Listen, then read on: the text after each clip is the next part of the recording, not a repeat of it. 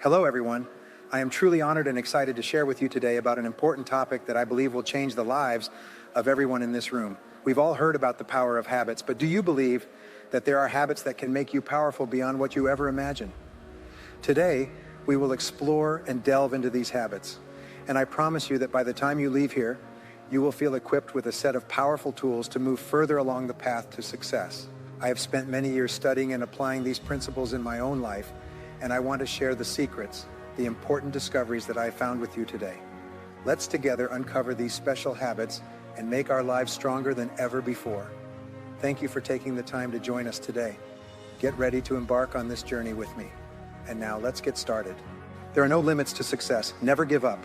Be unstoppable. There is no failure except in ceasing to try. There is no defeat except from within. There is no insurmountable barrier except our own inherent inability to purpose. In 1895, Orison Swett Martin, founder of the magazine Success and author of Pushing to the Front, expressed one of the greatest principles of success of all time. He said that there are two parts to success. The first is achieving it, and the second is persevering in it. My term for this approach is start and keep going. Persistence and determination have always been the most important qualities for success. As tough as it is, almost anyone can start working, but persevering against all odds, rising time and again to face failure and disappointment, requires the best in you. Napoleon Hill said, "Persistence is to the character of man what carbon is to steel." The more persistent you are, the stronger you will become. And the stronger you become, the more you will be able to persist. There seems to be a relationship between persistence and self-discipline. The rule is that persistence is self-discipline in action. It's about having the strength to continue when you discipline yourself to persist even when everything in you wants to give up. Developing the kind of character that will lead you to overcome any obstacle. Miss Lombardi said, "Winners never quit and quitters never win." There is also a direct relationship between persistence and qualities like self-esteem, self-respect, and personal pride. The more you discipline yourself to persist in adversity, the more you will love yourself, respect yourself, and feel empowered, making more ideas available to your mental reach and accessible for improving your life and work. Develop persistence. Persistence is a habit, and like any habit, you can develop it within yourself through practice and repetition. Every act of persistence and self-discipline strengthens every other act of persistence and self-discipline. Every failure of persistence and self-discipline weakens you in all other areas. They are all connected. Your subconscious mind is very powerful. You can actually pre-program it, much like programming an alarm to sound the way you want it to. If you want to be a persistent person, you can pre-program your mind to never give up. The way to do this is simple. You simply tell yourself, no matter what happens, I will never give up. Surprisingly, your subconscious mind accepts it as an order, as if you've programmed a timer on your phone. The next time you face a setback or disappointment that would make an ordinary person give up, your subconscious mind will ring and remind you, you never give up. Then you'll say, wait a minute, I will never give up. Nelson Mandela said, "Do not judge me by my successes. Judge me by how many times I fell down and got back up." There is only one person in the world who can prevent you from succeeding, and that's you. If you decide that you will never give up, persistence soon becomes an automatic response to any problem or adversity. Without even thinking about it, you get up, stand strong, as they say, and keep moving forward. Knowing the importance of persistence for lasting success, I practiced this pre-programming on my children as they grew up. Throughout their young lives, I told them the same thing, to each of them, over and over. I know one thing about you, you never give up, and it worked. My children are happy, healthy adults with good self-esteem, busy and engaged with their families and jobs, and they never give up. It's not part of their worldview. They never quit. At a certain age, they took control of their programming. Instead of having to say, you never give up regularly, they simply told themselves, no matter what happens, I never give up. Be unstoppable. One of the attendees at my seminars once asked me what I believed to be the most important quality for success in life. I thought about it for a moment and replied, the quality of being unstoppable. How do you become unstoppable? You simply repeat to yourself, I am unstoppable, over and over again. Then, no matter what happens, you won't stop until you've reached your goals. Previously, I mentioned that a major turning point in my life was when I learned about goals. Shortly after that, I had a second turning point. It was when I discovered that it's possible to learn any skill, quality, or habit you want to achieve any goal you set for yourself. You can learn to be persistent just as you can learn any subject. Wow, there are no limits. You are not a static human being. You are a human being in process, constantly evolving and developing. In the direction of your dominant thoughts, you can become anyone you want to be, with any skill or habit you wish to develop. There are no limits except those you impose on yourself. When you decide to be a confident, competent, self-disciplined, and persistent person, and you practice and develop yourself every day, there are no limits to what you can be, do, or have. In the exciting months and years ahead, you will start working with confidence and continue until you reach the greatness for which you were born. It's a great time to be alive. There has never been more opportunities for more people to create new businesses, careers, and be successful as there are today. The number of millionaires and billionaires is growing faster than at any other time in human history. You have more natural talent and abilities than you could use in 100 lifetimes. There is very little you cannot achieve if you are clear about your goals, develop written plans, and work on them until you achieve them. You are in charge of your life. You are responsible. As a wise man once said, don't go out and have a good day. Instead, go out and make a good day. The secret to success has always been the same. Start and continue. If you can do these two things every day, there are no limits to what you can achieve. Just do it. All success comes from the completion of tasks, from starting a job and completing it as soon as possible. Like other habits, procrastination is a learned behavior. It starts in early childhood and increases with age. The habit of procrastination in adults is perhaps the main reason for low performance and failure in all areas. Abraham Lincoln said, "Things may come to those who wait, but only things left by those who hustle." To overcome procrastination, you must go to the extreme with immediate action again and again, almost as a lifestyle, until procrastination is replaced with the quick completion of tasks. Everyone procrastinates, only in different things. The best time managers procrastinate as much as the worst. However, the most productive people procrastinate on the least valuable things in 80% of tasks, representing only 20% or less of results. Average people, on the other hand, procrastinate on 20% of activities that represent 80% of the value of everything they do. From now on, practice creative procrastination. Consciously decide not to do low-value activities until you complete high-value activities. What's stopping you from overcoming procrastination? Identify the factors that make you procrastinate today and think about how many of them apply to you.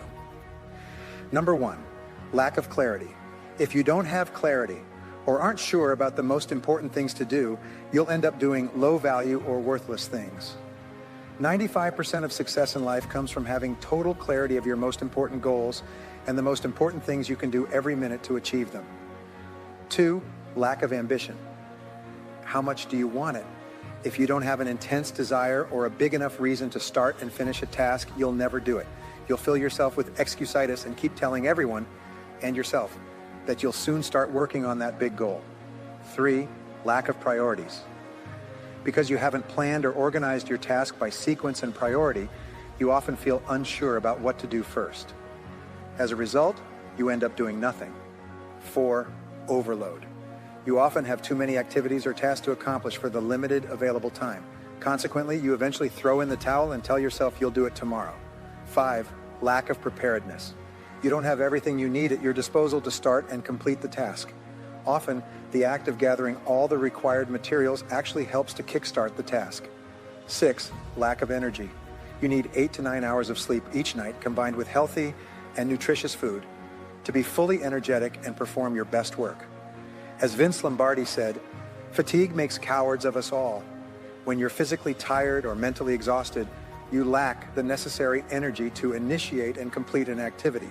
7, lack of knowledge. If you haven't learned everything you need to know about your work and don't know what to do or how to do it, it's common to procrastinate, awaiting all the information. 8, lack of self-discipline. This is likely the worst weakness of all. You lack the willpower to get started and keep moving. Be an action-oriented person. Employ various tricks you can apply to overcome procrastination and tackle your most important tasks. Number 1, make a to-do list. You've heard that failing to plan is planning to fail. Make an orderly list of each task. In a large job with a sequence from the first to the last task, the mere fact of having a roadmap to follow dramatically reduces procrastination. Number 2, slice tasks like salami. You'd never think of eating a whole piece of salami at once. Instead, you eat it one slice at a time. Do the same with big tasks.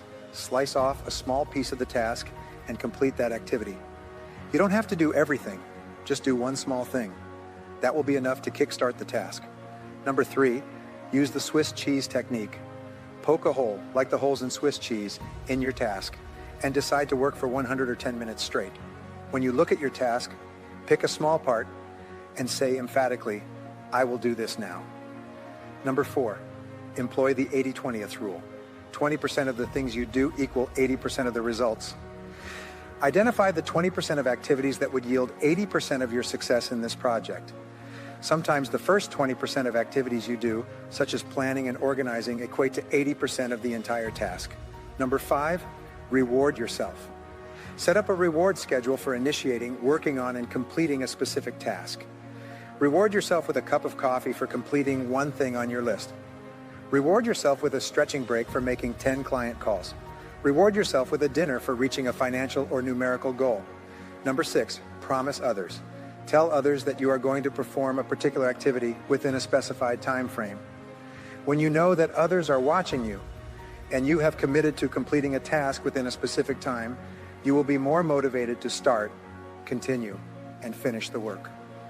Number 7, start immediately. Work on an important task first thing every morning before checking your email, phone, or messages. Number 8, focus on each task. Choose your most important task and start it first thing in the morning.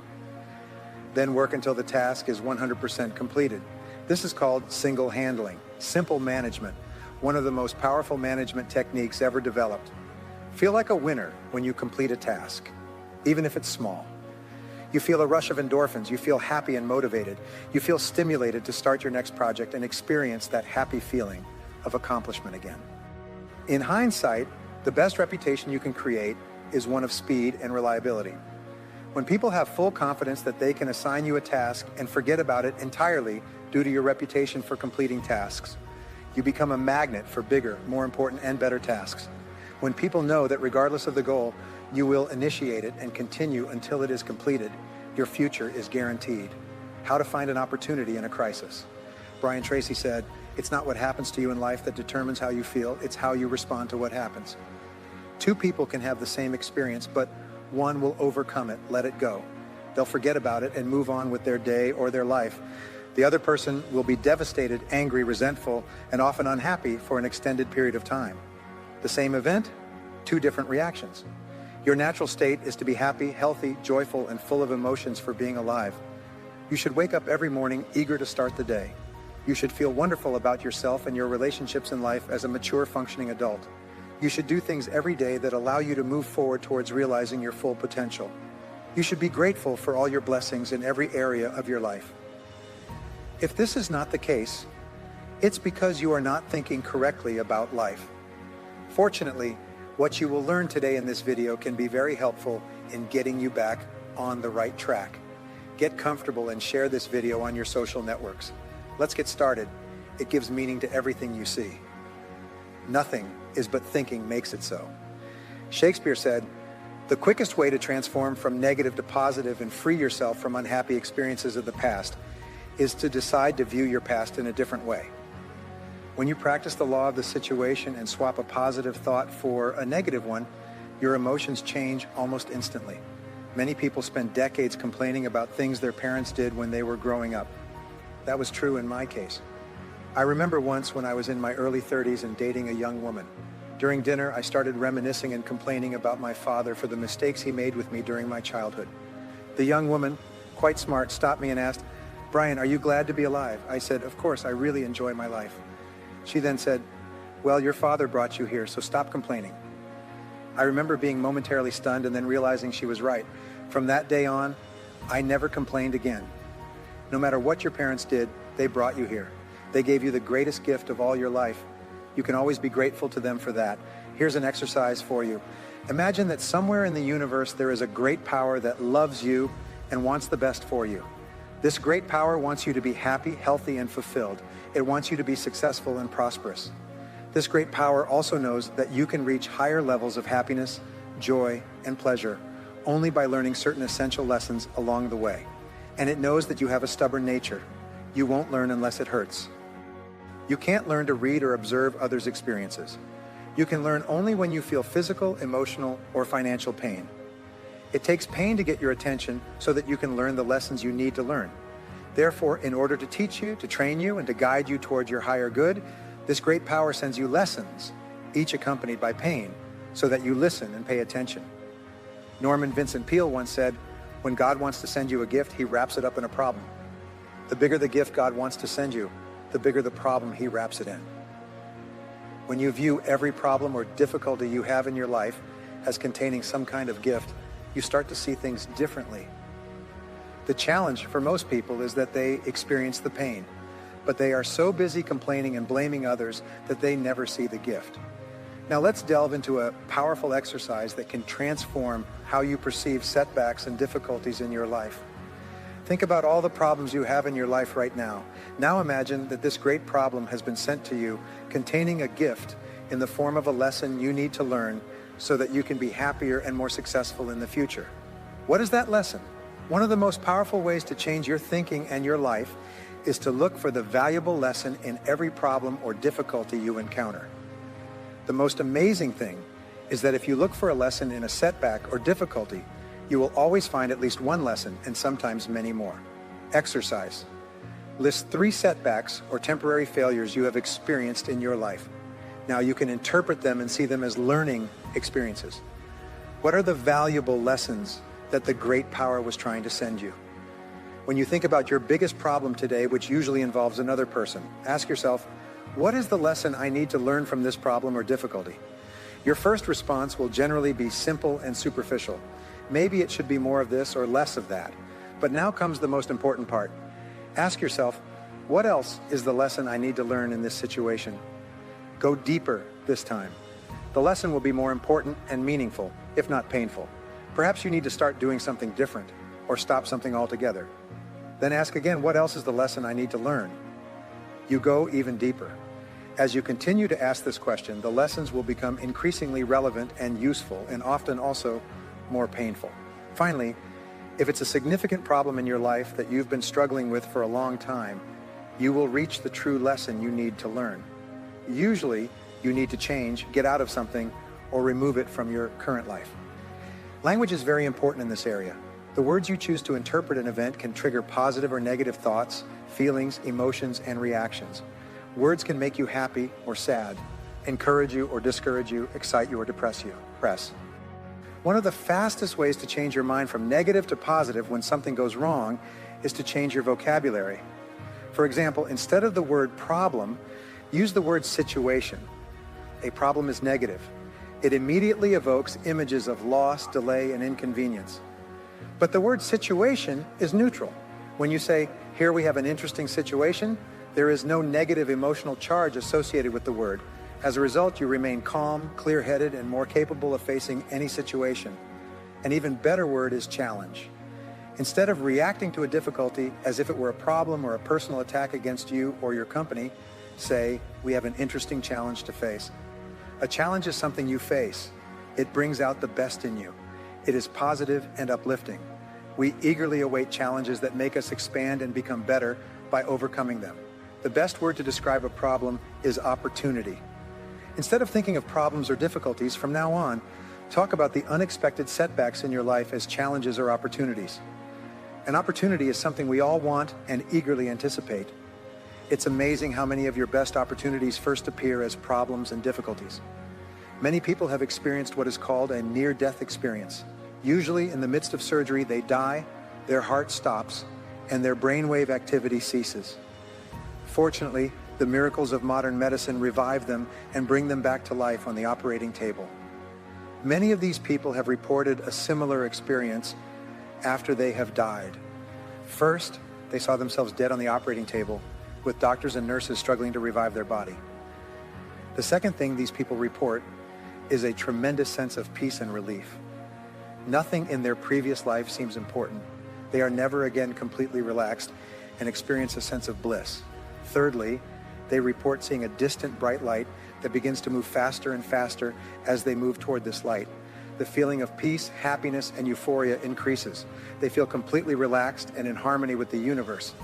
As the light becomes brighter and brighter, the fourth common occurrence reported by people who have undergone a near-death experience is that on the other side, they are asked two questions. What have you learned in this life, and how have you increased your capacity to love in this life? Then, back on the operating table, the surgical staff revives the body and brings it back to life. Suddenly, the person feels as if they are being sucked back, away from the light, at an increasing speed. In a way, everything turns black. The next thing people remember is waking up in a hospital room with family members and medical staff surrounding them. So now we know, at the end of your life, there is a final exam. We even know the questions on that exam. Throughout our lives, one of the main goals is to develop excellent answers to those questions. This is the big business of life. Having these good answers. What have you learned, and how have you increased your capacity to love? And on the other hand, I want to talk to you about how important the power of positive thinking is. In fact, the idea that your mind can change your world seems too good to be true. I can assure you, however, that I have experienced and witnessed the good that can come from having a positive mindset. Both positive and negative thoughts are powerful, but they have opposite results. Today, I want to talk to you about how both can impact you and how the power of positive thinking can truly transform every aspect of your life.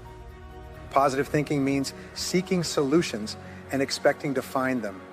You don't ignore problems, but instead of complaining about them or letting them dominate you, you actively seek ways to overcome them. You take responsibility for your life consistently because you understand that you control how your life progresses. A positive thinker finds benefits or the silver lining in challenges and expects things to turn out well. Having a positive attitude means you have an optimistic outlook.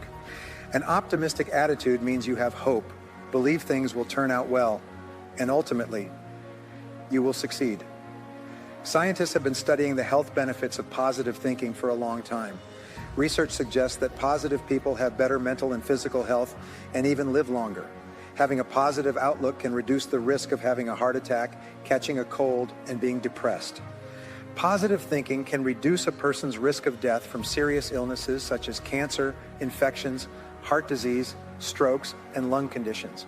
It improves the outcomes for patients with brain tumors and traumatic brain injuries and boosts their immune system. A positive mental state even gives you a higher pain tolerance. When you have a positive outlook, you are better equipped to face stress and difficulties.